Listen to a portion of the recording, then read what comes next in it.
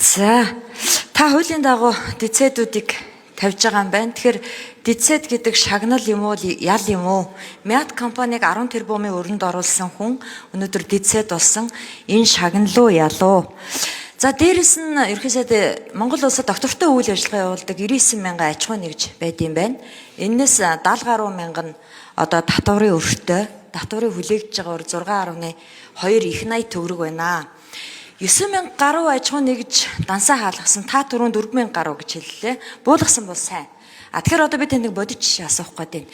Иргэн Агийн компани төрөөс тендер аваад 400 саяын ажил хийж гүйцэтгсэн. Мөнгө авч чадаагүй. Нөөтийн өрөнд 40 сая.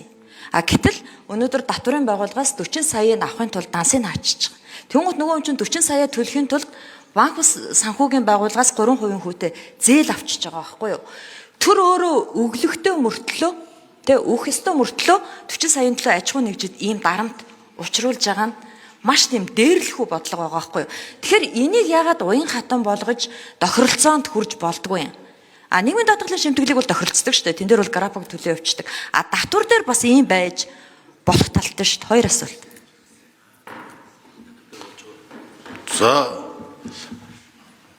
татварын байгууллагууд дээр сая бас энэ татварын реформын талаар хэлцүүлэг хийгээд дан саахгүй зөвлөн туслах чиглэлийг илүү төрхөө баримтлах чиглэл гэсэн. Гэхдээ буруу хандлага хүлээлттэй улмаас санаатаагаар татвар төлөхөөс зайлсхийгээд байгаа уул уурхаанч байна уу? Одоо тим компаниуд дээр бас тодорхой хэмжээний шаардлагатай хууль эрх зүйн орчин татвар байцаагчид байгаад байгаа. Ийм учраас энийг хуулиар зохицуулахаар татварын багц хуулинд тусгасан байгаа. Би 4398 аж ахуй нэгжийн дансыг хаацсан байснаар нээсэн гэж хэлсэн. Одоо бусад аж ахуй нэгжийн татвар үе шаттайгаар дансууд нээгдэнэ.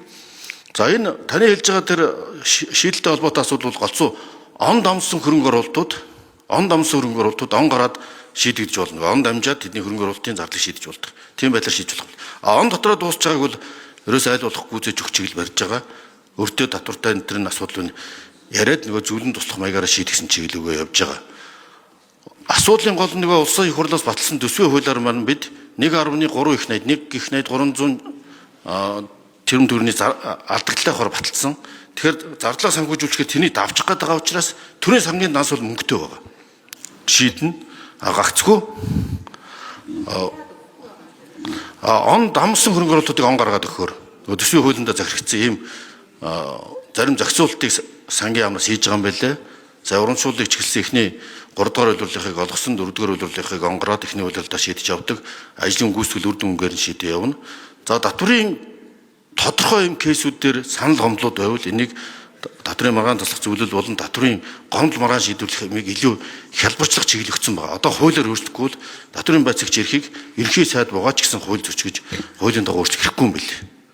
Тийм учраас татварын багц хуулийн дээр тав